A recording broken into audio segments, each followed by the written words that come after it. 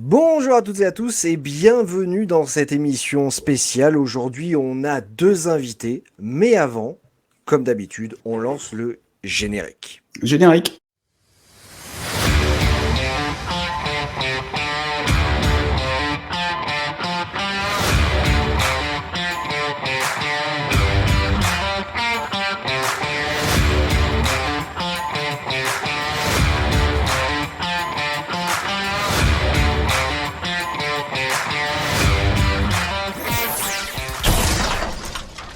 On est de retour après ce magnifique générique. Toujours le même, hein, on n'a pas changé encore. Toujours Euh, pas. avec Steve et Neil qui nous viennent d'un nouvel éditeur récemment lancé, qui s'appelle Happy Misfits, si je le prononce bien. Tu me diras, Steve, si je dis une bêtise. C'est bien ça. Steve, toi, tu es le directeur, Fondateur. fondateur Fondateur, ouais, de l'éditeur, en fait, hein, tout simplement. finalement. Et Neil, qui est l'auteur et le dessinateur de la première BD vraiment lancée en Kickstarter, dont on va parler un petit peu plus tard dans la vidéo. Si je dis toujours pas de bêtises. Jusqu'ici, on est bon. Bon, ça c'est déjà pas mal. Allez, ça check, c'est fait. On précise juste aux gens qui nous regardent qu'il n'y a personne qui va apparaître à Nil numéro 1, c'est juste pour avoir le son. Et puis Nil numéro 2, c'est l'image. Voilà, c'est ça. À se passe tout de moment, grand-chose ce soir. c'est ça. Deux pour le prix d'un, c'est vachement bien. C'est propre. Moi, je donne beaucoup. Petite Donc- question qui me vient tout de suite à l'esprit. Happy Misfits, c'est pas un groupe de métal? Non, c'est Misfits et c'est un groupe de punk des années 70-80. Presque. Et c'est en hommage à ça ou rien à voir? Pas du tout. Ok. Si tu veux, je peux te parler de. Allons-y. Vas-y. Allez, vas-y, balance tout. C'est parti. Ouais, donc Happy Misfits, déjà, je trouve que c'est un nom qui claque un peu. Complet. Et au-delà de ça, en fait, donc Happy Misfits qui se traduit par les marginaux heureux en français. Et, C'est moins joli. Oui, c'est pour ça que c'est en anglais. Moi, j'aime penser que c'est les bras cassés. Ça me parle. Et et en fait, c'est vraiment pour coller avec la philosophie de la boîte, parce que donc j'ai lancé la boîte il y a 1 an et demi, et la raison pour laquelle je l'ai lancée, parce que déjà lancer une maison d'édition de nos jours, c'est un peu casse-gueule comme projet. Donc, si je l'ai lancé, c'est parce que j'avais l'impression que je pouvais apporter autre chose. Et l'idée, c'est qu'on a 2 philosophies principales. C'est de mettre en avant en fait des talents émergents. Donc en fait, finalement, soit des talents qui ont lâché l'affaire parce que pénétrer dans le monde de l'édition, c'est trop dur, soit qui sont actuellement en train de ramer, et que je trouve et dont je trouve la voie pertinente. Et l'autre idée, c'est que en France, il y a en moyenne 8% du prix du livre qui est reversé aux auteurs, ce qui faisait sens pendant un temps, parce que avant l'arrivée d'Internet, t'as une longue chaîne, t'as l'imprimeur, l'éditeur, le distributeur, le libraire, et au bout d'un moment, Le tout le monde. libraire, etc. Et donc, au bout d'un moment, tout le monde doit se nourrir, et forcément, il reste pas grand-chose à la fin. Moi, mon constat, ou en tout cas mon idée sous-jacente, c'est que maintenant qu'on est à l'ère d'Internet, on peut s'abstraire au moins du distributeur. Donc voilà, l'idée, c'est que Happy Misfits reverse 30% minimum du prix du livre à ses Bravo. auteurs. Et voilà, donc d'où Happy Misfits, les marginaux heureux, c'est que je vais chercher des gens qui sont pas dans le système encore, donc de fait marginal dans cet univers, et j'ai essayé de les rendre heureux. Voilà. C'est beau. C'est beau. Non, c'est vachement bien défini comme truc. Pour l'instant, il m'a rendu fatigué, mais j'y crois. Ouais, moi, Misfits, Les il faut aussi fatigués que ça heureux, me- il va le renommer. Si Misfits, ça me fait. Enfin, du coup, c'est dans le truc, mais ça me faisait penser aussi à la série anglaise. Ouais, exactement. oui. Ouais. La vérité, c'est que le mot à la base m'est venu de là, parce que c'est une série que j'adore. Ah ouais. En fait, je cherchais, je voulais vraiment un nom qui reflète l'identité du truc, avec et qui tienne en 2 mots. Je sais pas, c'était un truc que je voulais. Et à un moment, je sais pas, je me rappelle, je faisais la vaisselle et j'ai repensé à cette série. Je me suis dit, bah, les Misfits, cool, tu vois. Donc, tiens, on tient le premier mot. Et Happy, en fait, est arrivé juste derrière en réfléchissant à ce que je voulais faire. Bon, tu Voilà, sais, il y en chouette. a qui pensaient devenir président en se lavant les dents ou devant la glace, donc il n'y a pas de problème. Hein. En se rasant. En se rasant. Nico, c'était en se rasant. C'est vrai. Pardon. Bah ouais, c'est sympa comme projet. Parce que du coup, tu avais quand même un passif au niveau de la BD, du comics. Comment Alors, comment ça se passait? j'ai un parcours qui est. Ouais. J'ai fait pas mal de virages, donc pour être clair, donc j'ai 36 ans, ce qui fait que j'ai eu le temps de faire pas mal de trucs. Je refais mon parcours assez rapidement. Donc en gros, j'ai fait des études de japonais, ensuite une école de journalisme, je suis devenu journaliste. C'était Oui, t'étais à cool. Comics Blog, c'est ça, entre autres? Exactement, en fait, c'est qu'au début, j'ai fait de la presse Ah, ok. audiovisuelle. D'accord. Ok. Au début, j'ai fait de l'audiovisuel. Ensuite, j'ai fait de la presse pour enfants. Et sur la fin, j'ai rejoint l'équipe de Comics Blog très tôt, en fait. Donc, à l'époque où c'était encore Sullivan qui dirigeait le projet. Ah oui. Ouais, donc, ouais, c'était en 2011 que j'ai rejoint l'équipe. Et donc, je suis resté à Comics Blog, ouais, je dirais pendant 2 ans, peut-être. Et ouais, mon départ de Comics Blog coïncide avec le fait que j'arrête le journalisme parce que je m'y retrouvais plus. Et en fait, Comics Blog a fait un truc, c'est que moi je suis fan de comics depuis que je suis gamin. C'est comme ça que j'ai découvert la BD. Je viens d'un milieu assez défavorisé. Et en vrai, la vérité, c'est que la bande dessinée, en fait, a beaucoup participé à la création de ma culture. Donc c'est un truc c'est un truc qui m'a suivi toute ma vie, la bande dessinée, les comics plus particulièrement. Et en fait, à force, en fait, grâce à Comics Blog, de rencontrer en fait des auteurs que vraiment je kiffais et de pouvoir les interviewer, ce qui s'est passé, c'est que j'ai réalisé que j'avais pas forcément envie de documenter ce qu'eux ils faisaient, j'avais envie de faire ce que eux faisaient. D'être créateur. les publier. Ouais, Donc j'ai lâché le journalisme, je suis parti travailler à Starbucks pour pouvoir continuer à payer le loyer. il faut bien manger. J'ai lancé mon premier webcomic en ligne à l'époque avec un dessinateur. Daniel Jacob, je vous invite à aller voir en ligne ce qu'il fait, c'est assez cool. Le webcomic n'est plus en ligne maintenant, et donc à l'époque on sortait une page par semaine, c'était assez cool. On a très vite, ça a duré que 6 mois, mais on est très vite arrivé à 1000 lecteurs hebdomadaires, donc c'était cool. Ah oui, quand même. C'est bien. En fait, on a eu un cheat code, et enfin un gros coup de chance, c'est qu'en fait l'histoire se passait au Colorado, dans une université qui existe vraiment. Et on publiait donc déjà en français et en anglais, donc ce que je fais avec Happy Misfits aussi. Et un jour, en fait, ils ont ce truc aux États-Unis où dans les universités, ils ont le journal de l'université.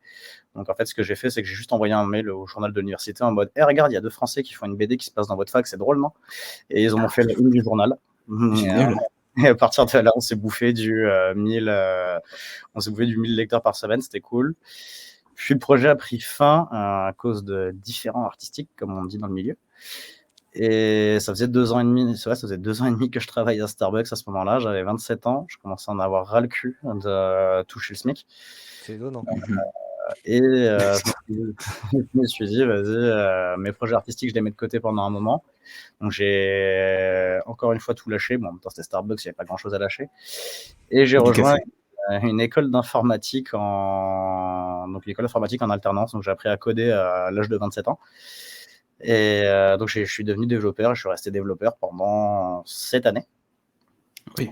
Et il y a 1 an et demi, je me suis rappelé que en fait, j'avais envie de faire de la BD. Et surtout, en fait, à travers les années, j'ai rencontré énormément de dessinateurs qui étaient talentueux et qui auraient aimé faire de la BD, en fait, mais qui l'ont pas fait pour plusieurs raisons. Soit ils trouvaient ça trop dur, soit ils avaient des obligations économiques, enfin bref, énormément de raisons. Et je me suis dit, en fait, on va faire un truc, c'est que pour être tout à fait honnête, parce que pour lancer ce genre d'initiative, il faut de l'argent. Ce qui s'est passé, c'est que déjà, je commence à en avoir ras le cul d'être développeur. Et en plus, j'ai une grand-mère que je connaissais pas qui est morte. C'est-à-dire que je savais qu'elle existait, mais je la connaissais pas.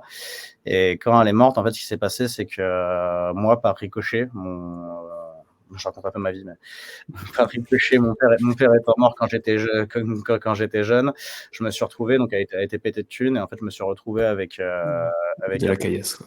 Ouais, exactement. Et du coup, Donc, sur ce que j'ai reçu, j'ai pris 70 000 € et je me suis dit, vas-y, ça faisait longtemps que je commençais à avoir cette idée, mais je savais qu'il fallait de la thune pour la financer. Donc, j'ai pris 70 000 €, je les ai mis dedans et j'ai ouvert Happy Misfits. J'ai commencé à contacter dans un premier temps les auteurs que j'avais rencontrés en cours de route.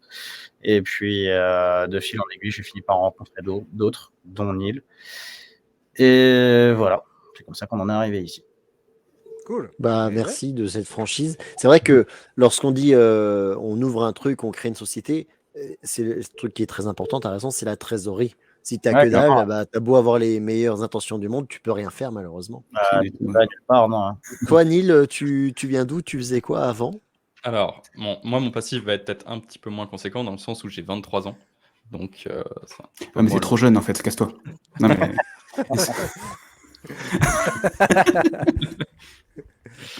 Donc, pas tellement de bagages à raconter, mais on va faire une petite rétrospective.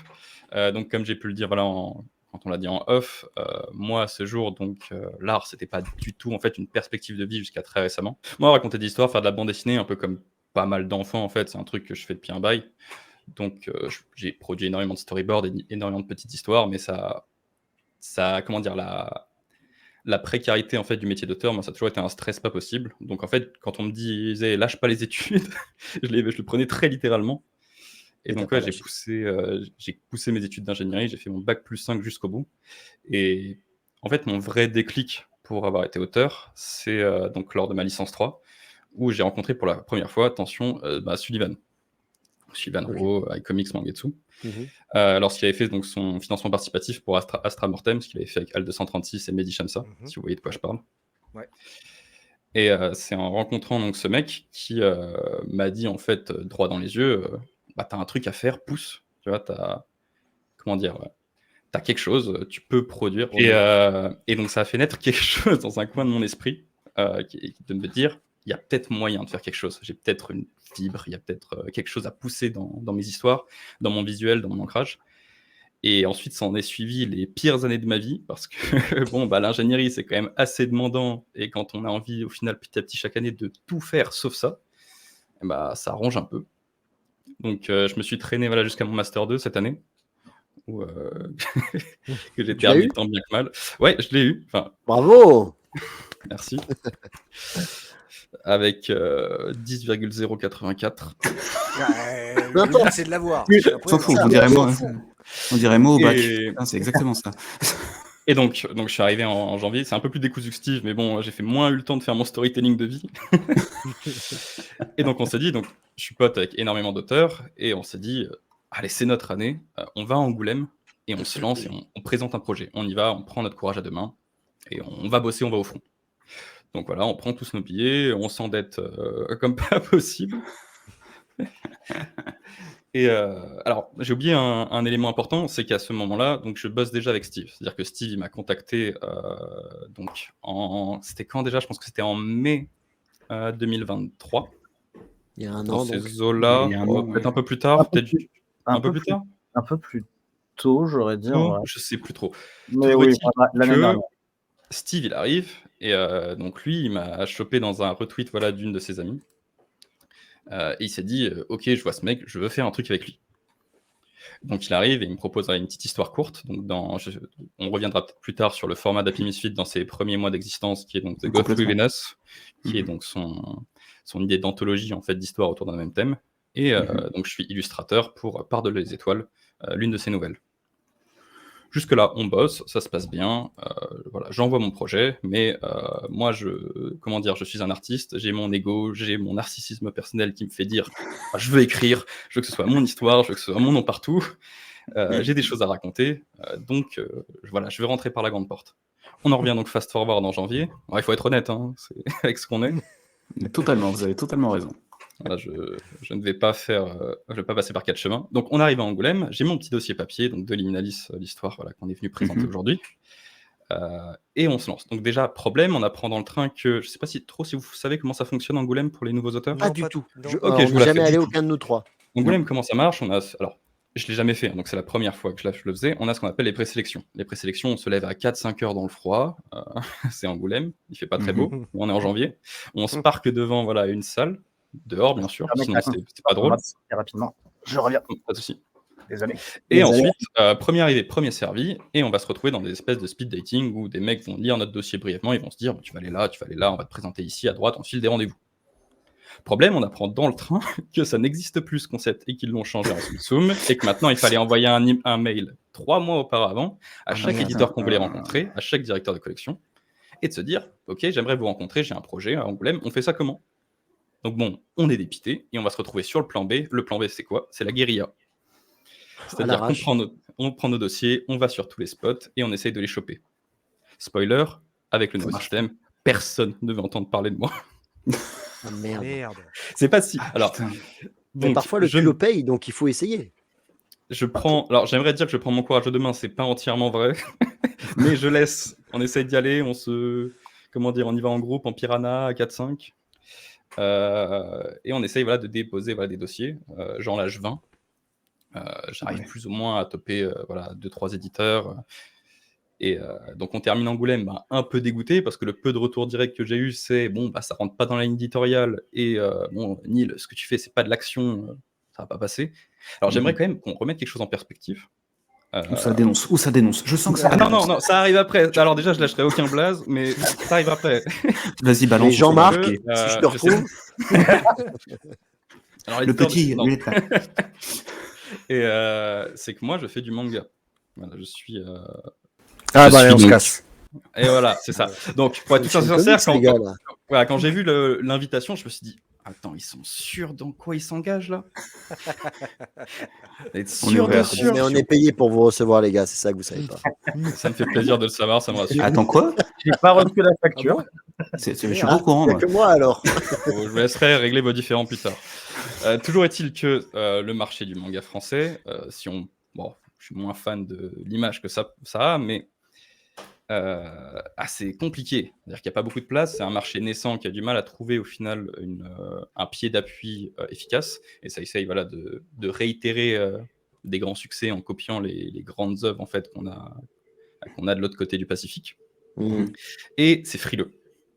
Donc moi j'arrive avec une proposition qu'on verra plus tard qui est un peu décalée par rapport à la tête du marché. Donc marché actuel, c'est de la jeunesse, c'est de l'action, c'est de l'aventure. Moi j'arrive avec un drame fantastique avec une narration bizarre et ça parle pas beaucoup. Donc sur le coup, ils me regardent tous un peu bizarrement et ils me disent on voit pas trop comment ça peut se placer en librairie, on voit pas trop dans quel ligne édito ça rentre. Va faire du financement participatif. Donc là, moi je le prends mal, mais le futur me donnera tort. Et donc on rentre tous dépités parce qu'on s'est tous fait charcler, parce que la guérilla ça ne fonctionne pas. J'aurais lâché au final en moyenne à peu près une vingtaine de dossiers papier que j'avais imprimés. Résultat des courses, à ce jour, nous sommes, quel jour? On est le jeudi 30 mai, je n'ai reçu aucune réponse. Spoiler. Personne ne m'aura jamais relancé, même pour me refuser. Personne n'aura même pris la décence de me dire non. Donc, ce qui fait que, je me suis pas décidé en attendant 3 mois. Hein. Donc, j'en parle à Steve parce qu'on était quand même devenus assez proches. Il connaissait déjà bien l'histoire. Il avait lu une première version du storyboard. Enfin, je m'en servais un peu comme référent pour avoir son avis. Et il me dit t'es pas chaud qu'on en fasse un truc? Parce que moi, j'y crois. Et il savait dans quoi il s'engageait. Il l'avait lu, le bouquin. Donc, je me suis dit Steve, t'as des problèmes, mais moi, ça m'arrange. Donc, on s'est dit, on y va. Moi, c'est une œuvre qui, avec le temps, me tient vraiment à cœur. Et puis, on est en plein dedans. Hein. En fait, Steve, c'est un peu, comment elle s'appelle, l'assurance des gens qui sont malucés de ouf et qui arrivent à trouver aucune assurance. Tu vois, il prend les mecs là-bas, les dessinateurs là, qui ont que des refus. Vas-y, je te prends. Je te prends chez moi, vas-y, viens. J'espère que c'était pas trop décousu. Non, mais on a à peu près compris. C'est hyper intéressant sur le positionnement des jeunes auteurs, ceux qui ont des projets, parce que tu vas vouloir avoir tendance d'aller vers justement les maisons d'édition classiques qui ont pignon sur rue, mais derrière, tu te manges que des portes fermées, quoi. Donc la question se pose, c'est vraiment comment eux, ils arrivent à retrouver de jeunes auteurs, ou alors c'est que par des auteurs qui sont déjà en place. Dans ce cas-là, quelle est la place pour les nouvelles œuvres? Comment tu fais? J'aimerais bien avoir la réponse, mais je pense qu'on serait pas là aujourd'hui si je l'avais. Pour être sincère, j'ai pas fait la fine bouche sur les éditeurs que je suis allé démarcher. J'ai laissé là où je pouvais, même des éditeurs de bande dessinée standard. J'étais prêt à dire bon bah j'inverse mon sens de lecture, vous mets de la couleur, j'en ai rien à faire, moi je veux raconter des histoires. Écoutez, mon format, mes influences, elles sont dans le Japon, mais rien ne m'empêche d'apprendre, de me contorsionner un peu, parce que dans le fond, c'est ce que je veux transmettre qui compte. Oui, Maintenant, oui. ça n'a convaincu personne. D'ailleurs, du coup, Et au niveau des influences, Steve et toi, Neil, c'est quoi qui vous a donné... Enfin, tu disais que toi, Steve, c'est les comics et les BD qui t'ont vraiment donné envie. Et c'est quoi vos premières influences, justement, ce qui vous a convaincu de continuer aussi soit dans la BD, dans le manga ou dans le comics? tu veux commencer, Steve? Allez. Non, mais je peux le faire, hein, vraiment, c'est par politesse. Ouais, donc moi, ça a commencé vraiment comics. En gros, j'ai découvert les comics, ouais, je sais pas, j'étais en 6e, je pense. Il y avait le grand frère d'un pote, là où je vivais, qui avait des Wolverine. Et donc lui, il avait les Wolverine qui étaient édités par Semic, je crois, à l'époque. Et donc, je sais pas, un jour, je suis tombé dessus, je les avais tous bouffés. Et à un moment, je voulais avoir les miens. Et j'avais pas de thunes. Est-ce que c'était pas même des Servals à l'époque? Ouais, si, exactement. Ce qu'il avait, c'était des Servals, exactement, ouais. Et donc, mais je voulais avoir les miens, je voulais continuer d'en lire. Et de fil en aiguille, ouais, Wolverine, Spider-Man, X-Men, enfin bref. Tout a commencé par Marvel, du coup, d'une façon pas trop ouf. Puis dès que j'étais en âge de travailler, j'ai commencé à le faire et j'ai commencé à acheter mes comics. Et surtout, j'ai commencé à les acheter en anglais parce qu'il y avait un vrai décalage à l'époque entre je crois qu'on était facile sur 2 ans de décalage sur la publication entre la France et les États-Unis. Donc, Internet, je commençais à traîner sur Internet et ouais, je commençais à avoir des news de ce qui se passait aux États-Unis. Ça commençait à me frustrer de devoir attendre. Donc j'ai commencé à acheter des BD, donc des comics en anglais. C'est comme ça d'ailleurs que je me suis formé en anglais en vrai. C'est pas parce que finalement ce que j'avais appris au lycée était assez limité.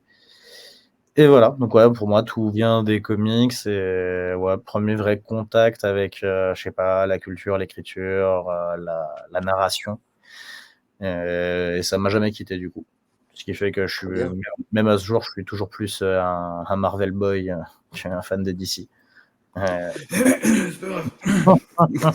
Écoutez, je trouve qu'on est très politisé là d'un coup. Octogone, Ok. allez, bim. Neil, à toi? Alors bon, est-ce que je...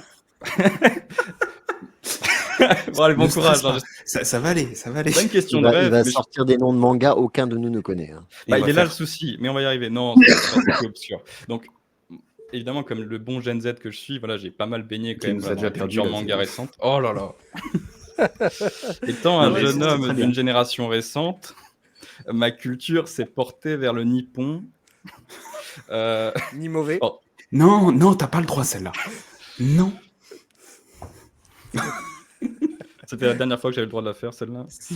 Toi aussi. Mon vrai moment de choc, je pense, avec l'industrie du manga, c'est quand j'ai lu Blame de Tsutomu. Parce que ça parle à quelqu'un ici. Oui, j'ai vu le droit de dire la non. série, l'animé. Je ne le reconnais pas. Encore une fois Blame, B-L-A-M-E. Non, désolé. Bon, je vais faire un petit pitch, c'est pas grave. En gros, Blame, c'est un manga, si on reprend la masse de tomes pour le nombre de lignes de dialogue quasiment muet, en fait, d'un type dans un univers cyberpunk post-humain, dans une immense structure de métal qui s'étend à des millions de kilomètres et qui déambule. Et en gros, pour la faire simple, en fait, cette structure, elle continue de s'étendre, de s'autoconstruire elle-même. L'humain, en fait, a perdu contact sur cette structure. On est des millions d'années dans le futur. Et son taf, en fait, c'est d'essayer de retrouver les codes Wi-Fi de la maison pour arrêter tout ce bazar. Okay. Et en fait, on le suit déambuler. C'est une narration très, très évasive, très étrange, où on le suit juste, voilà, c'est un espèce de cyborg sur des échelles de temps complètement astronomiques. C'est-à-dire qu'il va monter dans un ascenseur et il va se passer 3000 ans. Et tu te dis, le village qu'il a sauvé voilà, dans un coin, en fait, ils sont tous morts et ça n'a plus d'intérêt. Et voilà, c'est des visuels architecturaux très, très impressionnants. Voilà, Tsutomu, c'est un mec qui a bossé voilà, sur des plans de chantier et qui a fait voilà, pas mal d'architecture avant de se dire un jour, j'ai envie de faire du manga, on lâche tout. Donc en fait, à la fois, il y a un petit parallèle storytelling avec moi, comment je le ressens. Mais donc voilà, visuellement, même en termes d'architecture, de décor, c'est ultra impressionnant. C'est très enivrant. Il y a un peu ce jeu permanent du mécano-organique. On ne sait jamais si on se balade dans un immense être vivant, ou voilà cette structure presque stérile de métal. Et c'est assez fascinant. Et moi, dans ma façon d'envisager la narration, c'est quelque chose qui m'a pas mal cabossé dans le bon sens du terme. Et de me dire, en fait, j'ai envie de faire ces histoires qui nous donnent envie d'être un peu l'archéologue. C'est-à-dire de nous plonger, d'ouvrir les entrailles de l'œuvre pour essayer de comprendre ce qu'il a voulu nous raconter, ce qu'il a voulu cacher. Alors, merci pour pour l'illustration de On en Fortune. mettra en illustration. Mais voilà, avoir un peu ces mondes inconnus, ces mondes hostiles qu'on parcourt sans en connaître Ah oui, d'accord. Ouais. comment dire, l'histoire, sans en connaître voilà, où on va. Ah oui, c'est ouf quand même. Ah oui. Et moi, ça m'a absolument fasciné. Voilà, ce travail en fait du post-humain, du post-après. Enfin, du post-après, ça ne veut rien dire, mais c'est dans le sens où ça va encore plus après, et on se balade un peu voilà, dans ces univers désolés, dont on a perdu l'histoire et dont on aimerait tellement la connaître. Mais il y a Spider-Man à un moment dedans ou pas? J'ai pas de vanne là, vous m'avez pris à découvert. Désolé. Par contre, il a dessiné. Ah oui, si, il a fait un spin-off de Wolverine qui s'appelle Sneaked. Ouais. Ah bah oui, très connu. Ah, il y a toujours une connexion. Non, mais cherchez pas. Il a aussi fait une version comics de Halo, pour une raison obscure.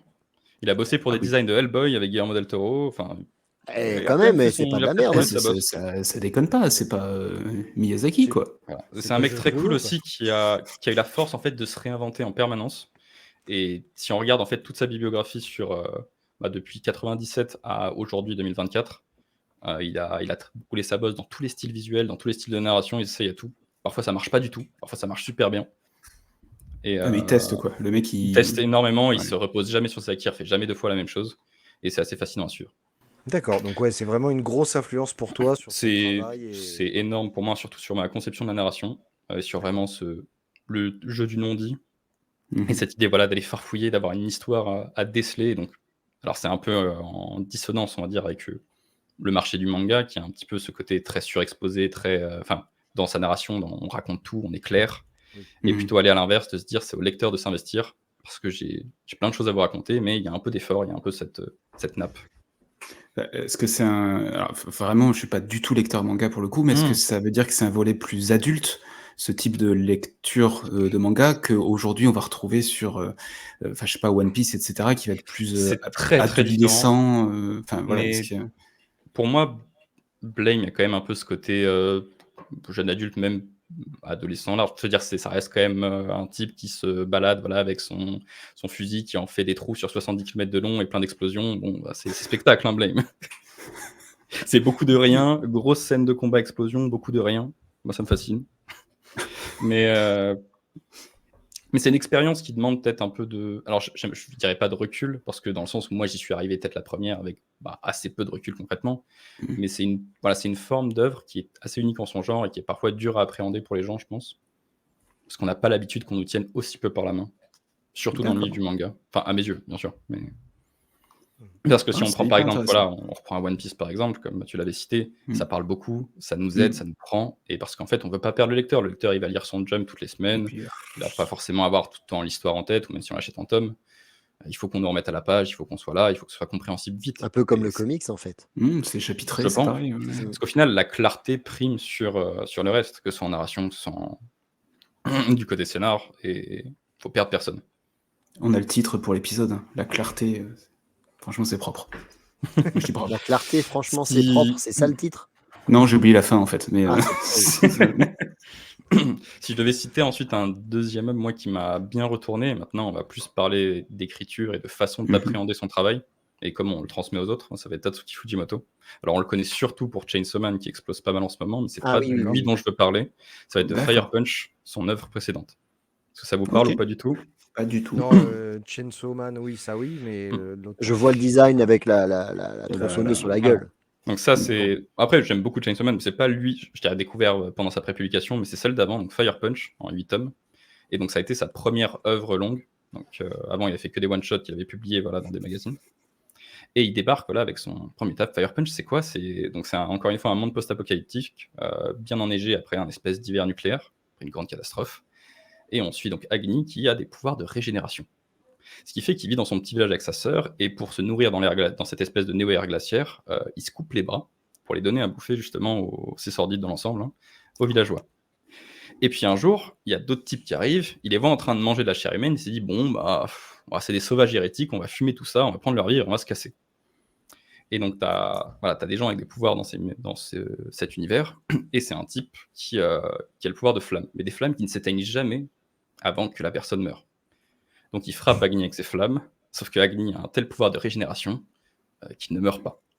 Et donc en fait, il va se retrouver à brûler H24 pour le restant de sa vie. Ah, c'est énorme. Et donc on se retrouve, voilà, donc il a perdu sa sœur qui est partie en flamme, tout son village, et tout le thème, on va dire, du manga, c'est le sens de La joie. l'existence, qu'est-ce qui nous fait continuer à avancer. Et en fait, on va avoir Sagni qui va d'abord commencer son récit par la quête de vengeance, et on va en fait avoir un peu cette déconstruction de cette idée de la vengeance, et de revenir à chaque fois à cette question, pourquoi je continue à vivre, qu'est-ce que je cherche, et pour en revenir à pourquoi ça m'a marqué, c'est que c'est un projet qui a les tripes ouvertes. C'est un auteur qui est en roue libre complète, c'est son premier taf, il est raw, littéralement cru. Et il va partout, il teste tout, et il a aucune limite dans ce qu'il veut montrer, dans ce qu'il veut raconter. Parfois c'est maladroit, parfois ça marche pas forcément. Mais c'est cette idée de sincérité globale qu'il a. Et c'est juste lui, on sent qu'il envoie tout ce qu'il a à 200%, il n'en a rien à faire de comment ça peut être reçu. Et c'est quelque chose que, alors peut-être pas aussi Ardos dans sa manière de le faire, mais c'est cette sincérité dans la création et dans cette volonté de s'exposer au maximum et de pas se brider. Et moi, c'est quelque chose qui m'a vraiment marqué et qui m'a touché dans à la fois ma difficulté en fait à m'exposer mon travail et à être honnête envers de ce que je veux faire en tant qu'artiste. Donc j'espère avoir autant de problèmes mentaux que lui dans le futur. T'es en bonne voie, hein. Bon, j'ai beaucoup parlé, je pense que ça donne un bon tapis d'inquiétude pour ce qui va arriver. Non, mais c'est hyper intéressant parce que c'est un monde et un univers qu'on connaît pas, mais on voit vite des similitudes, que ce soit au niveau de la construction des histoires, que ce soit au niveau des auteurs en eux-mêmes pour oser franchir les caps. Là, Denis, tu parlais de Frank Miller, nous, au niveau du comics, il y a des auteurs, il y a Alan Moore, enfin voilà, il y en a plein qui ont cassé plus que des lignes, mais des murs, et on le retrouve dans ce que tu dis au niveau du manga. Pour ça, c'est cool. C'est comme dans le comics, tu vois, dans le comics, le public général va souvent penser super-héros. Dans le manga, on va souvent penser shonen, mais en vrai, la vérité, c'est que la seule chose que ça désigne, c'est une origine de provenance, un rythme de parution, une façon de découper les cases. À partir de là, tu peux raconter le genre d'histoire que tu veux, en fait. C'est clair. Oui. Pour moi, on le fait le même métier, hein, je fais pas spécialement de scission. Ouais, carrément. Oui. J'en lis pas, et en fait j'en fais, je pense, et ça peut être une question peut-être que vous m'auriez posée plus tard, pourquoi tu fais du manga. Moi je pense que c'est par code acquis, mais comme je le disais plus tôt, moi ce que je veux faire c'est raconter des histoires. J'aime l'art séquentiel dans ce qu'il propose, et les règles dans le fond elles sont pas si différentes. C'est exactement ça, c'est l'art séquentiel. On a des cases, on a des gouttières, ou pas, mais on fait nos enchaînements, on raconte une histoire, au fond on fait le même métier, hein. Ah oui. Moi, si je choisis le sens de lecture japonais, c'est pour émuler en fait le médium jusqu'au bout, parce que d'une certaine manière, se démarquer encore plus, je pense que c'est pas très pertinent, même côté marketing. Je veux dire, je fais du manga, autant y aller à fond. Je m'inscris pas en tant que mangaka français, je m'inscris en faisant du manga, point barre. Moi, c'est un des trucs, c'est très con, hein, mais moi, c'est un des trucs qui me repousse dans le manga, c'est le sens de lecture.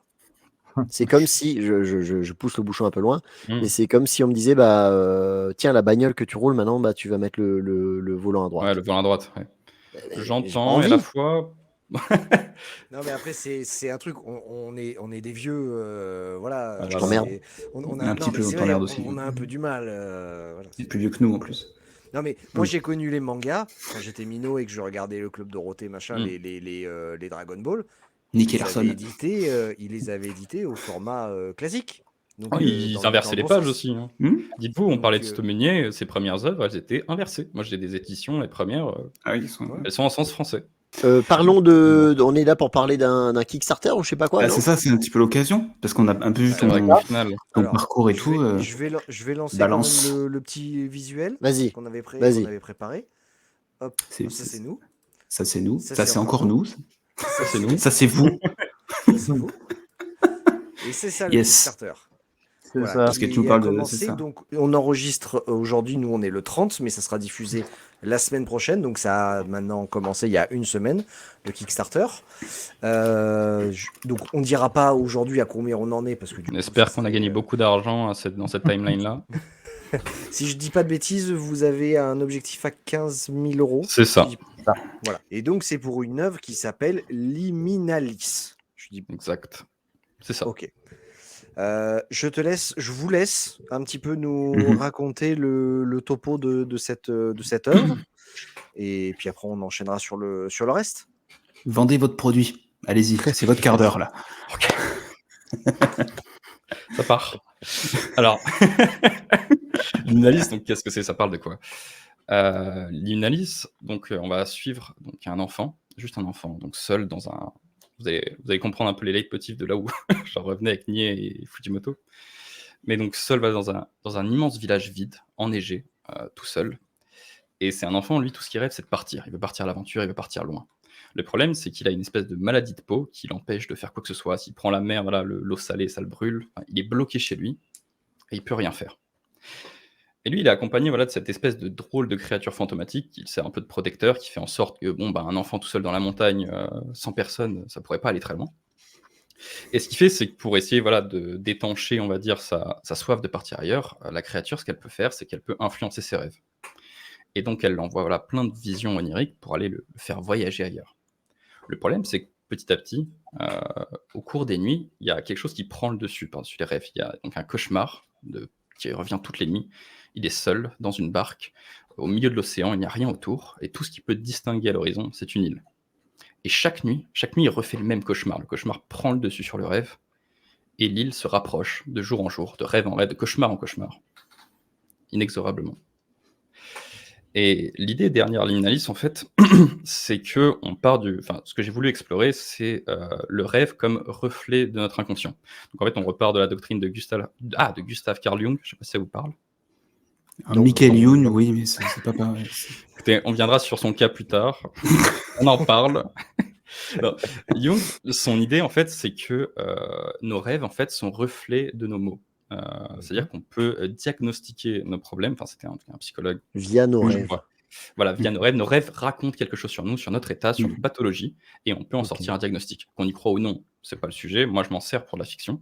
Et l'idée, en fait, c'est qu'à travers tout le projet, on va accompagner l'enfant dans plein de rêves assez surréalistes et avec plein de petites histoires dans l'histoire qui vont en fait servir de manière de symbolique à refléter thématiquement où en est l'enfant, ce qu'il vit. Et en fait, on a un peu ces petits jeux, ces petites histoires à décortiquer avec énormément de symbolisme, énormément d'imagerie qui nous servent à raconter, on viendra sur ce sujet après, beaucoup d'histoires dans l'histoire, beaucoup de choses à décortiquer. Et pour... c'est un peu décousu, je suis désolé. Pour en revenir au sujet de l'île, alors on va recommencer, on va reposer une question. Est-ce que vous connaissez l'île des morts de Böcklin? Le tableau. De qui? Arnold Böcklin. Pas du tout? Non. Pas Ok. du tout. Alors, l'île des morts d'Arnold pas Böcklin, t'aider. donc non, mais de toute façon, tout est pensé. Enfin, je veux dire, le livre n'est pas pensé pour fonctionner en connaissant Oui. que l'histoire. C'est-à-dire que l'île des morts, c'est un tableau d'une île qui a été peint par Arnold Böcklin et qui représente un peu le seuil, le passage. D'ailleurs, c'est pour ça que le bouquin s'appelle Liminalis. Liminalis, c'est liminal, de racine latine, aka le seuil, l'entre-deux. Et donc, en fait, ça va être le seuil entre la vie et la mort. C'est un passage, c'est un peu ce sas. Donc, cette île. Okay. Et il y a eu, au cours des années d'existence, donc depuis un bon moment, parce que je crois que c'est 1800, vraiment la version que j'utilise, c'est 1883, parce qu'il en a fait plusieurs des versions. Ouais, c'est pas même. Mais ça fait un bon moment. Et en fait, les gens sont pris de fascination pour cette œuvre, et en fait, ont essayé de réinterpréter leur vision du seuil, leur vision de leur propre île. Et donc, on a des gens comme Dali qui ont fait il y a Giger qui est passé dessus. Il y a énormément d'artistes qui ont travaillé autour de l'île des morts et pour en faire leur propre version. Et moi, mon idée, ce qui englobe vraiment l'œuvre, c'est l'idée de se dire. Giger aussi a fait ça, je vais regarder en même temps. Ouais, tu peux trouver des interprétations de lui qui sont assez ouf. Ouais. Et voilà, mon idée, en fait, c'est de proposer mon interprétation de l'île des morts, donc dans ce presque rituel artistique, ce presque rite de passage, mais à travers la bande dessinée entière. Ok. Et tout le livre, en fait, sert à incorporer ma conception de l'île des morts. Eh ben, c'est d'accord. J'espère que c'était clair. Non, ok. Oui, c'est- oui, oui. c'est très, puis c'est très poussé. Bah, je vois ce que tu pouvais dire sur les œuvres dont tu as parlé en influence. Enfin, on voit tout de suite le lien du coup derrière. Et c'est une œuvre du coup à laquelle tu penses depuis longtemps dans ta construction? Pas C'est un projet que tant, tu as depuis longtemps? les premières brides de l'histoire sont arrivées il y a 3-4 ans. Voilà, l'idée c'était de faire une petite histoire courte, une nouvelle. Attention, vous allez voir, j'ai du mal à estimer mon nombre de pages, c'est-à-dire qu'à l'origine je voulais en faire 50. Puis ensuite je me suis dit je vais en faire 80. Puis ensuite la première version du board est arrivée à 93 et je l'ai fait lire, ça marchait pas, on comprenait rien. La seconde est arrivée à 122, on comprenait un peu mieux mais c'était pas gagné. Oh putain. Et puis pour Angoulême, je me suis dit allez, on arrête, on remet tout, on repart un peu à zéro, on va retaper ça et on va essayer voilà de faire quelque chose voilà qui fonctionne. Quelque chose en fait Parce un que, peu en mode parce director's que cut. c'était trop complexe. En fait, moi j'avais cette limitation de page dans le sens où moi j'étais étudiant, je continuais à bosser à côté, j'avais pas le temps en fait de me lancer dans un projet qui était trop gargantuesque. Je pouvais pas être un auteur professionnel. Et à la fois, je voulais faire une histoire qui avait un peu plus d'ambition, qui avait besoin voilà de s'étendre plus. Et donc il y avait un peu cette friction entre les deux composantes. Et quand je me suis dit allez, on en fait un tome relié, on tente le coup, on a ouvert toutes les vannes et en fait j'ai pu proposer l'histoire réellement comme elle aurait dû être, sans couper quoi que ce soit, sans avoir à condenser quoi que ce soit, qu'elle respire et Ok. qu'elle raconte ce qu'elle a raconté d'elle-même. Du coup, il y a combien de pages là? Il y en a 200. Ouais. Ok. Bien. Modulo Super. quelques-unes, donc modulo 5%, hein, mais Oui, non, mais c'est. Ouais, t'as un bon petit pavé comme ça, c'est quoi. un C'est bien. beau pavé. Ouais, c'est Et je bien. pense qu'en tout cas, C'est bien. je vais pouvoir proposer l'histoire dans son état le plus abouti. D'ailleurs, moi en fait, je suis un maladif du storyboard, ça veut dire que je vais le refaire à l'infini. C'est déjà la D'accord. V15. Le storyboard là, c'est ce qu'on avait vu à un moment. Ouais, Oui, c'est ça. Ah oui. Le premier Et découpage, c'est c'est tout le découpage. l'enchaînement des pages. C'est l'histoire en elle-même, le cœur de la Mm. mise en scène et de ce qu'on va raconter. C'est Voilà. ça là, ouais, ok. Bon, ça, Ouais, c'est une exactement. version, par exemple, qui a encore bougé, hein, mais j'ai du mal aussi à acter les choses et à dire c'est bon, on arrête. Ce qui fait Est-ce que le que storyboard a justement été laminé, relu par des gens, en fait, est-ce que pour tu essayer d'avoir. utilises Steve pour ça justement? Ouais, Steve, en tout cas, a mangé le board. Et grâce à lui, j'ai pu en faire pas mal de retouches. Et là, je pense qu'on arrive à un point où c'est satisfaisant. Ok.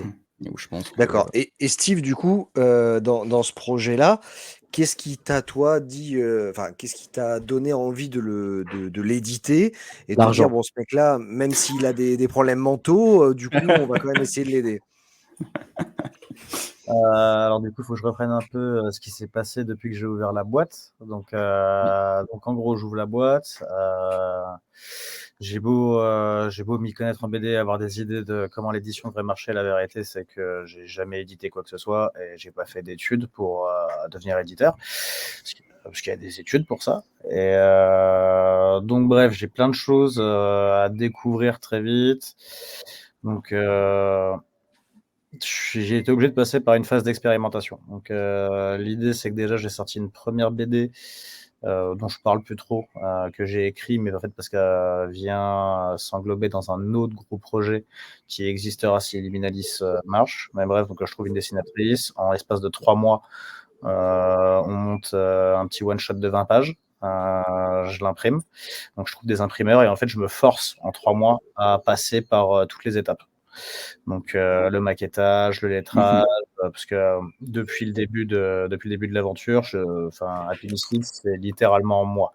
Tu Il fais y tout a, seul. il y a son père. C'est-à-dire qu'il y a, il y a des scénaristes qui me proposent des histoires, il y a des dessinateurs qui les dessinent ou qui me proposent des histoires qu'ils écrivent et qu'ils dessinent, mais sinon tout le reste de la chaîne, c'est moi de A à Z. Et je savais qu'il me manquait énormément de skills, donc les 3 premiers mois, ça m'impose de sortir une BD, donc je la sors. Elle n'est pas parfaite, mais au moins tout de suite je vois en fait ce qui marche, ce qui marche pas, à côté de quoi je suis passé, à côté de quoi je suis pas passé, ce qui a bien marché. Et à partir de là, donc je lance une initiative. L'idée, c'est qu'en fait je voulais monter une équipe en fait plus un collectif qu'une équipe, de dessinateurs justement avec qui j'aurais envie de bosser par l'avenir. Je voulais pas me lancer dans un gros bouquin que j'allais imprimer du jour au lendemain avec quelqu'un que je connaissais pas. Neil en parlait tout à l'heure. Je monte l'initiative The Ghost Within Us, donc les fantômes en nous. Donc en gros, on a une newsletter avec Happy Misfits. Donc Happy Misfits a une newsletter, c'est moi qui la rédige aussi. Au sein de cette newsletter, elle est sur Substack. Ce qu'on a fait là où on trouve énormément d'auteurs de comics, c'est comme ça que j'en ai eu l'idée. Ce qu'on fait, c'est que voilà, je raconte un peu la vie de la boîte. Tout ce que j'ai dit ici, je pense que je l'ai déjà dit sur la newsletter à un moment ou à un autre. Mais bon, il n'y a pas grand monde qui la lit, donc ça va. Et du coup, ce que j'ai fait, c'est que via Substack, on peut proposer un abonnement payant. Donc, l'abonnement payant, en gros, c'est 5 € pour $5 par mois. Tu reçois 2 histoires courtes, une en prose illustrée, une en bande dessinée. À chaque fois par des équipes différentes, à chaque fois avec une histoire indépendante. Le seul thème en commun, du coup, c'est ce thème, les fantômes en nous. Et l'idée, c'est justement laisser libre cours en fait aux artistes pour interpréter ce thème. Donc, on s'est retrouvé avec une nouvelle d'horreur. D'ailleurs, il y a 3 histoires à l'heure actuelle qui sont gratuites en ligne pour ceux que ça peut intéresser. On s'est retrouvé avec une nouvelle d'horreur qui a été illustrée par York de Vos, qui est un peu finalement le dessinateur phare de la nouvelle mouture de Métal Hurlant. D'accord, ok. On est vraiment sur de l'horreur un peu hard. On a eu une histoire de légumes qui essayent la nuit de s'échapper de supermarché.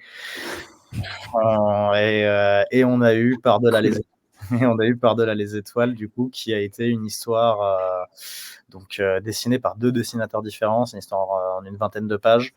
Et donc Neil, justement, c'est sur ça qu'il est intervenu. En gros, il y a un autre podcast qui s'appelle C'est toi la radio, sur lequel j'étais passé. Et suite à mon passage sur C'est toi la radio, j'avais vu que Neil m'avait suivi. Dès que j'ai vu le follower, je suis parti voir, j'ai vu ce qu'il faisait et j'ai gardé dans un coin de ma tête le fait qu'il fallait que je le démarche un jour. On est arrivé, je suis arrivé sur le script de Par-delà les étoiles et je me suis dit, ok, il y a peut-être un truc à lui proposer dessus. Je savais que j'avais besoin de faire appel à 2 dessinateurs, du coup je lui propose. Et donc il accepte, c'est cool. Et voilà, donc il y a ce projet newsletter. L'idée, c'est que pendant 1 an et demi, donc je fais ça. Je collabore avec énormément d'artistes. J'arrive à saisir ceux avec qui ça peut marcher sur le long terme, ceux avec qui moins.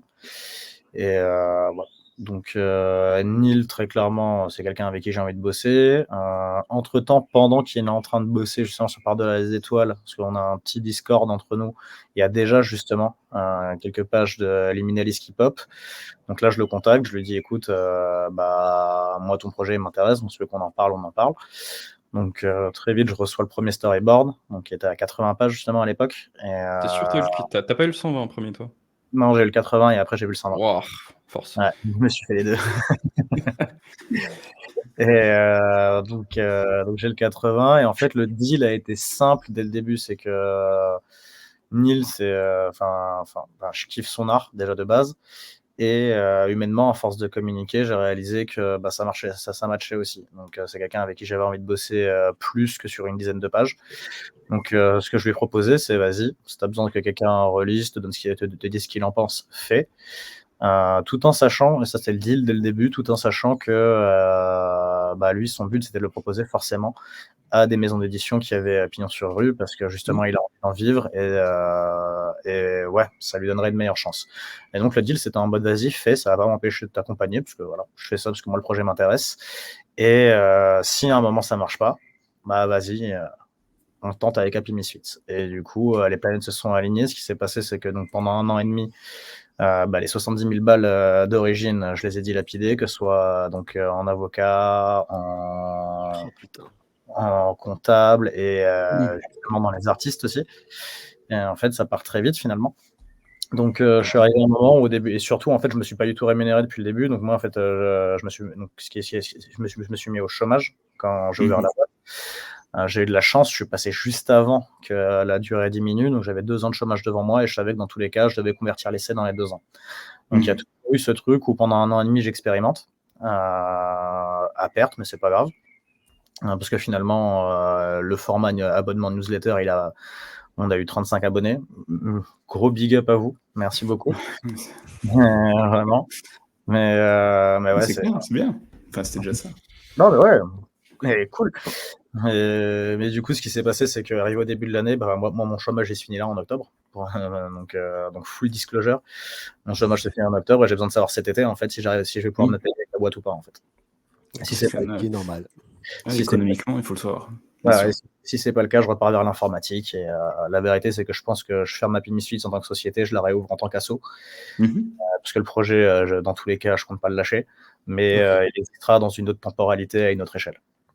Donc là, je savais, quand Neil part à Angoulême avec son dossier, moi je sais que dans tous les cas, je dois reprendre des décisions et très vite. Et je savais qu'il allait passer par le financement participatif. C'est une économie que je connais assez bien. Surtout côté Kickstarter et États-Unis. Mais du coup, je savais que ça allait devoir passer par là, justement pour mettre à l'épreuve un concept. Et du coup, quand Neil rentre d'Angoulême et qu'il s'est pris tous ses refus, il est un peu en dep. Et du coup, il me dit, la vérité, c'est qu'il est sur le point de lâcher le projet. Moi, je lui dis, écoute, mec, moi, il me reste 10 000 balles sur le compte en banque. Dans tous les cas, je vais faire un all-in sur un projet. Je suis en train de réfléchir auquel. Moi, je suis chaud pour que ce soit celui-là. Putain, c'est beau. Et voilà, on est parti. Ça s'aligne, c'est cool. Parce que moi, j'avoue que j'étais dans l'optique de me dire, moi, je pars toujours du principe que j'ai aucun projet qui est en mode, c'est mon projet de vie. J'ai plein d'histoires, j'ai plein de choses à faire. Donc, au moins, j'ai un peu la haine d'avoir perdu, enfin, pas perdu, mais d'avoir passé autant de temps. Mais on passe au suivant. Ça partait au placard et puis rebelote. Mais je sais plus qui a dit, il n'y a jamais vraiment de défaite, c'est que des expériences au final. Ouais, dans tous les cas. Enfin, tu vois, là, mettons, on est dans un univers où la campagne ne marche pas, je dois repartir chercher un taf pour un employeur en tant que développeur. Tu sais, il y a pas un moment où je vais avoir un regret sur tout ce que j'ai fait, tu vois. Dans le sens où, dans tous les cas, les contacts sont toujours là, l'expérience est toujours là, la structure existera toujours, mais d'une façon différente. Et tu as eu les balls de le faire. Ouais, carrément, ouais. Dans tous les cas, il y a aucun regret, tu vois. Et du coup, là, ton projet, ton œuvre, tu en es où aujourd'hui? Parce que le Kickstarter doit permettre, certes, de publier, faire vivre la maison d'édition, mais c'est pour te permettre aussi de le continuer. C'est ça. Moi, ce jour, j'ai fait donc toute l'écriture et tout le storyboard sur mon temps libre. Il y a une partie des pages qui ont été créées pour la promotion, pour le dossier. Bien sûr. Donc, on a une partie du livre qui existe, mais de toute façon, je pense que je les reprendrai. Et le but, c'est aussi de pouvoir en vivre, pouvoir au moins avancer là-dedans. C'est un pari, dans le sens où, moi, à charge, j'ai 23 ans, j'habite toujours chez ma mère, j'ai quand même un diplôme. C'est le moment où je me dis, j'ai encore le droit de faire des choix irresponsables à mon âge.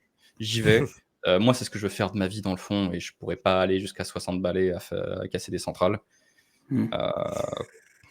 C'est pas un chasseur de fantômes, c'est un chasseur de centrales. Parce que je me dis, si le Kickstarter il prend pas, s'il y a un nouveau Tchernobyl, vous direz, ah putain, il aurait fallu donner des thunes. Bon. Préviens-moi, j'ai une centrale nucléaire pas loin de chez moi.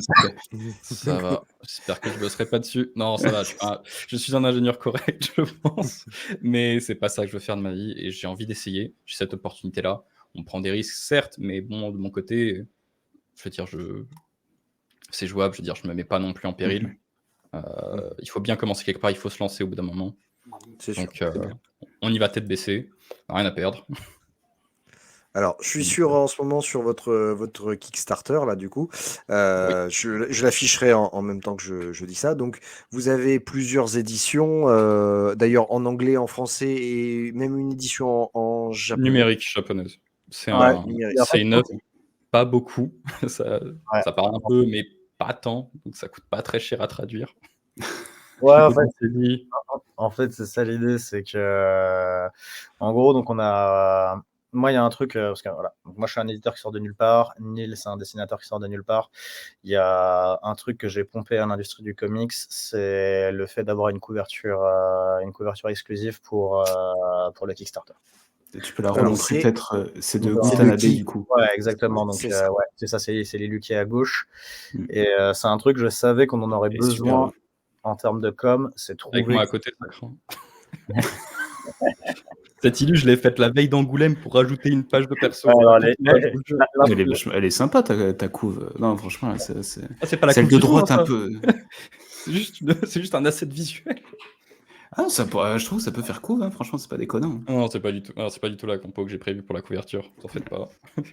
Alors, comme quoi, je suis lecteur de comics, mais. Gutanabe, exactement. Ah, Donc Red, justement, on le vire du gang ou pas, du coup? Je ne sais déjà de pas qui c'est qu'il faut du coup, l'enlever. pour ceux qui connaissent pas, justement, Go Tanabe, en fait, c'est un mangaka qui s'est fait connaître en adaptant systématiquement en fait les œuvres de Lovecraft. De Lovecraft. Ah oui, et les pages sont en cuir. C'est Les- ça. De cuir. Oui, j'ai vu ça dans la bibliothèque. Sur les éditions Kiyun, justement, ont ce côté un peu grimoire en cuir. Et donc ouais, à la base, j'ai cette idée justement d'aller chercher un dessinateur. Donc moi, à la base, je pars vers le comics, mais vers quelqu'un qui a un trait qui peut s'adapter au manga. Donc au début, je parle avec André Lima Araujo, donc qui fait du comics. il fait du comics. Et justement, Oui. là, typiquement, oui, justement, à la base, moi, je pars vers lui, en fait, parce que ma culture, c'est le comics, donc je pars vers ça. Et du coup, il a un trait qui tend aussi vers le manga. Typiquement, il y a Phenomena qui vient de sortir le mois dernier en France, qui est fait avec Bendis. Et son trait, en fait, est full manga dessus, tu vois.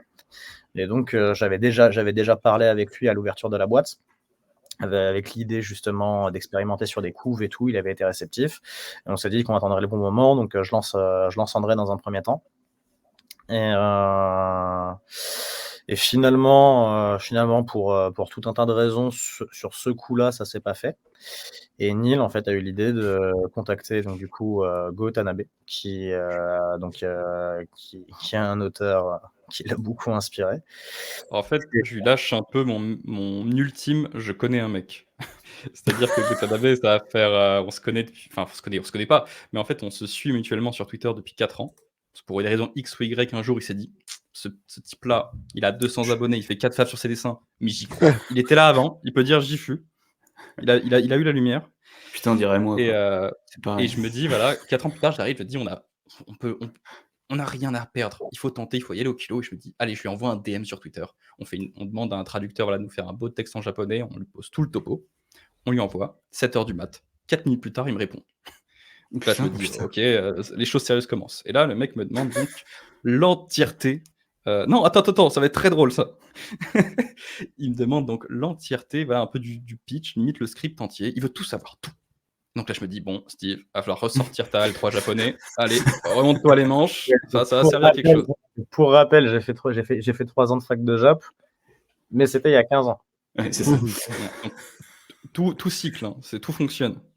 Et donc, on traduit le pavé interminable du plot avec, en expliquant un peu les symboliques, qu'est-ce que je raconte, qu'est-ce que je voulais raconter avec ça, l'île, enfin tout ce que je vous ai un peu posé avec 10 fois plus de contenu. Le mec, le lendemain, en fait, il me répond, il me dit putain, c'est cool. Ok, je commence. Il a pas parlé d'argent, attention. Hein. Ouais, alors c'était ma direct. Tu m'as. On continue, attendez, j'ai pas fini l'histoire. Parce que les mecs connus, ils demandent Ah non, mais folle. en fait, Denis, patientez, ça vaut le coup d'attendre. Ah ouais, la dans le fin de script. l'histoire. Donc, moi, je suis juste coupe des os, mais moi, je suis habitué à bosser. Enfin, j'ai déjà bossé avec des auteurs de comics, je connais leurs tarifs. Et ouais, dans l'histoire du tarif avec Gotanabe, c'est une histoire. Le mec ne parle pas d'argent. Il dévie toutes mes tentatives d'aborder le sujet. Et au bout d'un moment, je dis à Steve, écoute, j'ai pas envie de le presser, j'ai pas envie de casser le truc. On fait. Donc le mec nous renvoie 4 compos, faites à la main, encre de Chine, toute belle. Voilà, ça pourrait être Lilu. Et il me dit, bah, choisis, il y en a une qui te plaît. Donc là, ouais, c'est ce qu'on a dit au début. Puis ensuite, on a choisi une. Puis ensuite, il arrive et il me pose des questions. Et là, il y a des trucs qu'il n'a pas compris dans l'histoire. Il me pose pas 1, 2, 3, il me pose 15 questions. Et encore une fois, il veut plus. Il veut comprendre tout. Donc, je lui refais un énorme pavé. Il me dit, waouh, c'est cool. Et donc là, il repart au taf. Et donc ensuite, je sais pas, une semaine ou 2 plus tard, il revient voilà, avec un nouveau whip magnifique, fait à la main, des gros aplats noirs. Enfin. Et là, il se pose des questions sur la ville. Il me dit, d'où elle vient? Pourquoi il n'y a plus personne? Qu'est-ce qui s'est passé? C'est quoi le passif? Là, il veut aller au-delà de l'histoire. Il veut rentrer vraiment dans le cœur du truc. Et là, je me dis, moi, ce que j'ai en fait pour mes travaux, même si tout est très standalone, je bosse dans un univers étendu. Donc en soi, même si c'est pas important, en fait, on a un peu de lien avec tout. Et là, je me suis dit, vas-y, j'en ai rien à faire. J'ai Gotanabe sous la main. Je lui lâche mon énorme pavé lors de. Le gars, il a sorti ça dans son pays 2 ans. Envoyé. Écoute, rien à faire, fais-le, moi ça me fera plaisir. Et donc je lui renvoie un pavé interminable d'explications. Il me dit, waouh, fascinant, j'aime bien. Et ensuite, il renvoie l'illustration complète qu'on voit là. Donc là, nous, on pète notre crâne. Et attention, vous l'aurez compris, et on n'a toujours pas parlé d'argent. Putain. Et je l'ai relancé 5 fois. Et donc là, au bout d'un moment, je lui ai dit: «Bon, monsieur Tanabe, je vous en prie, nous, il faut qu'on sache à quel point on va plomber la boîte. Est-ce que vous pouvez nous dire combien vous prenez?» Et là, le mec me regarde droit dans les yeux, à travers Twitter, bien sûr, et il me dit: «Ouais, OK, Neil, donne-moi ce que tu veux». Et là, Fini. la pression quand tu as un mec qui est connu et qui te Oh, dit c'est ça. Et là, on n'est pas bien. que tu veux. Tu sous ta gueule ou pas, enfin, Parce c'est qu'en chaud. vrai, mais- moi, je veux bien te donner 15 euros. En vrai. C'est ça, mais vraiment, sérieusement, le temps passé, machin, comment t'évalues, enfin, c'est... Mais le mec est adorable, hein, il s'est investi comme pas possible. On a Non, mais enfin, même faut le entre nous, en sortir, fait, ça. bon, C'est j'utilisais énorme. ChatGPT, mais on a discuté ensemble. On faisait des va-et-vient, il me donnait peut-être des petites idées. Enfin, il donnait son interprétation de l'histoire, comment il aurait vu le truc évoluer. Enfin, on a quand même beaucoup de choses. mais vraiment, Et à tout Et du moment. coup, même tu lui sympa. avais donné un truc ou pas au final?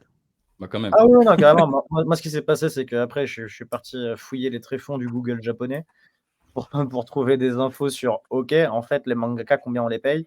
Bah, Oui, c'est ça. Et j'ai découvert que, on les payait au lance-pierre, sa mère.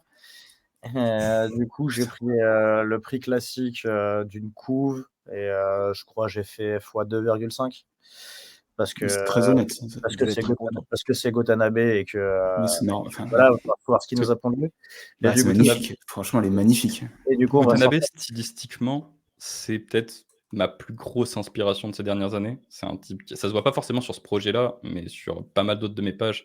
Tu te dis: «Waouh, OK, c'est le fils, en moins bon, beaucoup moins bon, mais fils spirituel». Et tu te dis, ouais, c'est une boucle qui se boucle très bien parce que voilà, c'est peut-être ma plus grosse inspiration graphique, sur mon travail actuel. C'est Et génial. du coup, Enfin, c'est et du coup, c'est pour comme. boucler Donc sur, gros adoubement d'avoir, voilà, le mec que tu idoles pas possible qui te dit, lourd, Ouais, vas-y. et avec du Non, le mais lui, flegme c'est japonais de la petite phrase. C'est un homme de peu de mots, mais c'est rare cool. quand il pose des questions. Et pour boucler sur justement la philosophie d'Happy Misfits, dans le même ordre d'idée, donc en add-on sur Kickstarter. Donc pour ceux qui ne sont pas familiers avec ce que c'est, les add-ons, c'est en gros sur la campagne, il y a plusieurs packs. Une fois que tu as choisi ton pack, il y a des trucs que tu peux rajouter à ton pack, quel que soit celui que tu as pris. Et en fait, on va proposer 3 prints, 3 prints Ex Libris, format A3 sur du papier 350 grammes. Et donc l'idée, c'est que il y aura cette couve. Il y aura une illu faite du coup par York de Vos, donc de Métal Hurlant. Et il y en a une troisième, faite par Théo. Théo Legui, qui est un ami à moi, donc qui m'avait accompagné sur la couverture du dossier. Donc, pour fonctionner une première version de la couverture, voilà, du livre.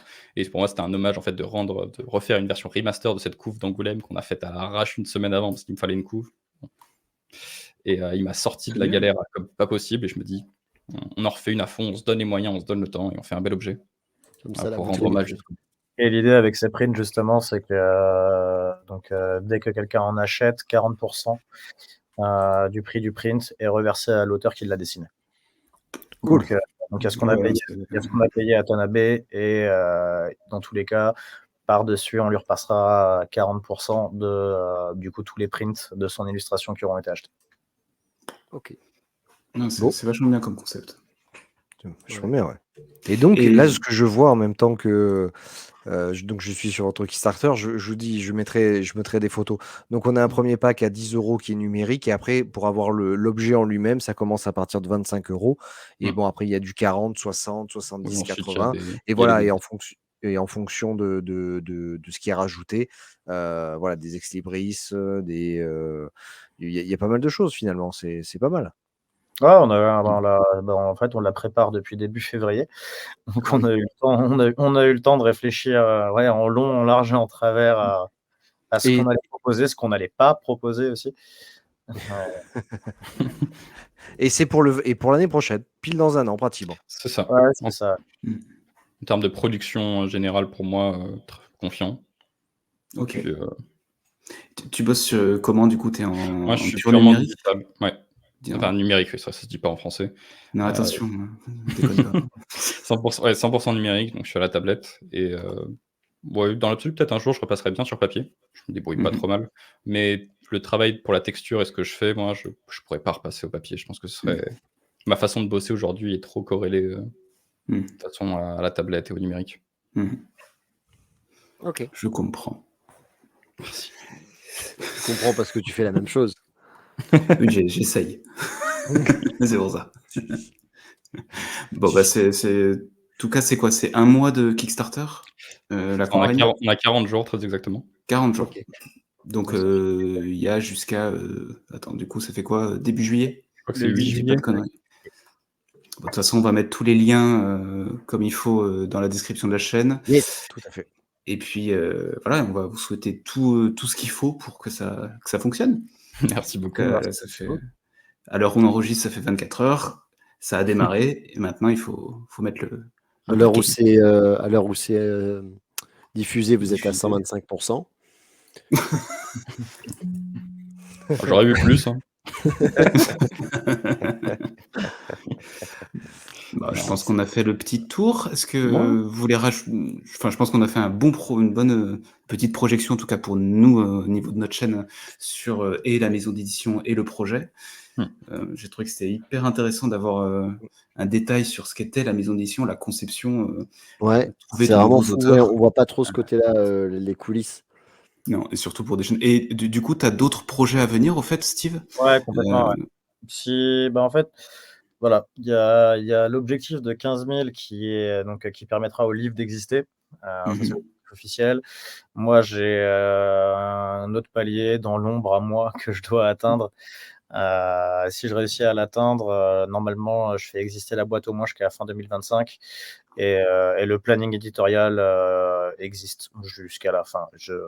Il y a des projets qui arrivent, et il y a des trucs assez cool. Et Mais du coup, tout dépend quand même grosso merdo non, de. exactement, ouais. C'est vrai, c'est Totalement. D'accord. Et du coup, à chaque fois que tu voudras republier quelque chose, ça se passera forcément par un Kickstarter ou comment tu vois le futur là-dessus, sur tes publications? Ça va dépendre d'énormément de facteurs, ça va dépendre du type d'œuvre, ça va dépendre des finances. Forcément, D'accord. si la boîte continue d'exister, on va repasser par Kickstarter. Toutes les œuvres passeront pas, enfin, peut-être pas systématiquement par là, c'est vraiment du cas par cas. D'accord, ok. Mais toujours en gardant, et ça, c'est ça que j'avais trouvé assez aussi étonnant sur la maison d'édition, en tout cas la communication, où c'est toujours en 2 langues. Enfin, vous avez 2 comptes Instagram, par exemple, toujours du français, et anglais. Là, le projet, que vous portez, il est en français, en anglais, et en japonais, enfin, en tout cas une petite partie. Il y a toujours cette volonté que ce soit, bilingue, voire trilingue, derrière. International. Ouais, Mais l'idée, c'est que, alors là, le japonais, c'est vraiment c'est vraiment spécial, c'est vraiment pour célébrer la collaboration avec Go Tanabe. bien Si sûr. jamais ça intéressait des Japonais, on propose la version numérique, mais on propose que celle-là, on va pas s'engager sur du print pour le moment. Ouais. Mais pour le français et l'anglais, en fait, c'est inhérent, en fait, à mon concept, c'est que, en fait, du fait qu'en fait, justement, je me marginalise moi-même du système en me coupant des distributeurs. Mmh. Avec les ambitions qu'on a, le marché français, en fait, il peut pas être suffisant. Et en tout cas, pas au début. Tant qu'on n'est pas connu, il peut pas être suffisant. Et justement, quitte en fait à faire sa com et sa distribution quasi full sur Internet, en fait, autant la rendre disponible au plus grand nombre possible. Bien sûr. Et du coup, étant bilingue, je peux me le permettre. Donc voilà. C'est pas Alex qui fait la traduction. Non. Bisous Alex. Merci messieurs, en tout cas, bon courage, bonne chance, je sais pas ce qu'on peut dire. Merci. Merde, Vous avez on souhaite beaucoup de c'est ça. merde. C'est vrai. Toute la réussite possible en tout cas, parce que tous les projets qui peuvent fleurir, enfin nous on trouve ça toujours génial, puisque ça Oui. permet aussi de mettre en avant des auteurs, des gens qui ont la niaque, comme on disait dans les années 90, donc voilà. Il faut y aller et puis on va croiser les doigts pour vous. Merci beaucoup pour l'accueil et pour le soutien, c'est cool. Avec plaisir. N'oubliez pas, d'ailleurs, on en profite, hein, on pousse, on like, on partage, on est sur toutes les plateformes, sur Instagram, on est sur Facebook, sur X, mais on n'y va jamais, donc venez sur Instagram. Non, on n'est Ouais, pas voilà. sur Facebook. Ah non, tu l'as supprimé. Bon, on est plus sur On n'est Facebook. pas sur Facebook. Non, mais par Oui, contre, c'est- en description de la vidéo, on mettra les liens pour le Kickstarter, Oui, yes. pour le site d'Happy Misfit également, et puis pour vos Instagram. Comme ça, au moins, on fait le package. mettra un maximum de liens. Voilà, tout à fait. Merci beaucoup. Merci. Bon. À bientôt tout le monde. Eh ben, Allez, merci, à bientôt, et puis Ciao. on vous suivra dans vos aventures. Allez, faut Salut. raccrocher là. Faut raccrocher. Non, c'est toi. Allez, Moi, c'est c'est d'accord, moi, je je dis dis comment, comment, moi, moi, merci.